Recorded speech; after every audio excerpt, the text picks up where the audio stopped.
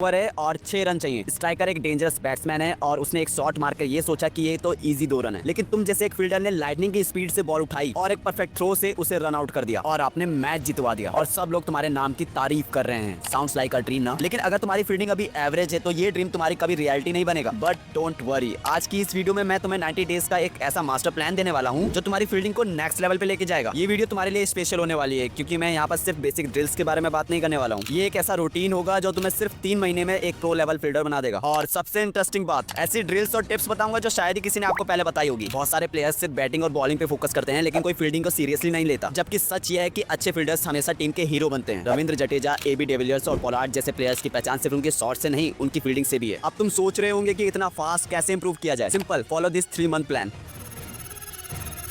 पहले मंथ में सिर्फ बेसिक्स पे काम करना है लेकिन विद कंसिस्टेंसी। बेसिक्स स्ट्रांग नहीं होंगे तो एडवांस फील्डिंग सीख के भी क्या फायदा। तुम्हें कैचिंग, थ्रोइंग और ग्राउंड फील्डिंग को परफेक्ट बनाना है। एक और प्रो टिप जो बहुत कम लोग जानते हैं, कैचिंग करते वक्त कभी भी बॉल के साथ मूव मत करना। हमेशा पोजीशन पे पहुंच के स्टेबल होकर कैच लो। इससे तुम्हारे कैच ड्रॉप होने के चांसेस 90% तक कम हो जाएंगे। अब ड्रिल्स जो तुम्हें करनी है इस मंथ, पहली ड्रिल आती है हाई कैच ड्रिल। इसके आपको 50 रैप्स करने हैं पर डे।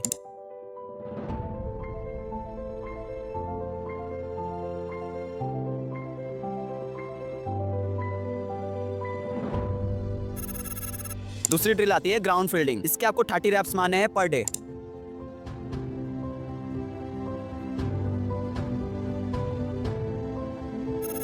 हमारी तीसरी ड्रिल आती है वॉल ड्रिल। एक टेनिस बॉल को वॉल पे मारो और फास्ट रिफ्लेक्सेस के साथ उसे कैच करो। इसके भी आपको 100 रैप्स करने हैं पर डे।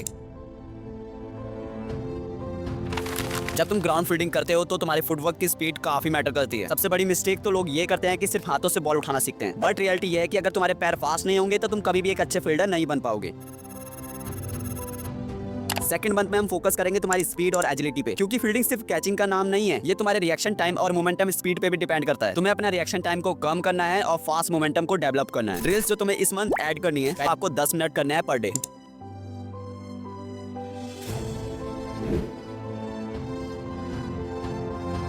दूसरी ड्रिल आती है स्प्रिंट। 20 मीटर स्प्रिंट के आपको 5 सेट मारने हैं।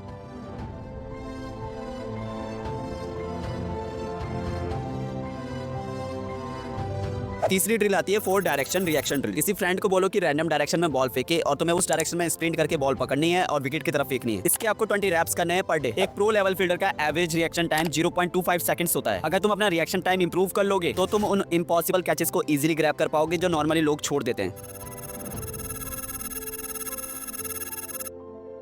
अब तक तुम्हारे बेसिक्स स्ट्रांग हो चुके हैं, स्पीड और एजिलिटी इंप्रूव हो चुकी है। अब टाइम है स्पेशलाइज करने का, क्योंकि हर एक फील्डर एक स्पेशल पोजीशन पे बेस्ट होता है। पॉइंट, कवर, स्लिप या बाउंड्री। तुम्हें अपनी बेस्ट पोजीशन को आइडेंटिफाई करके उस पोजीशन की ड्रिल्स को परफेक्ट करना है। ड्रिल्स जो तुम्हें ऐड करनी है इस मंथ, पहली ड्रिल आती है स्लिप कैचिंग ड्रिल। आपको इस ड्रिल के 50 रैप्स मारने पर डे।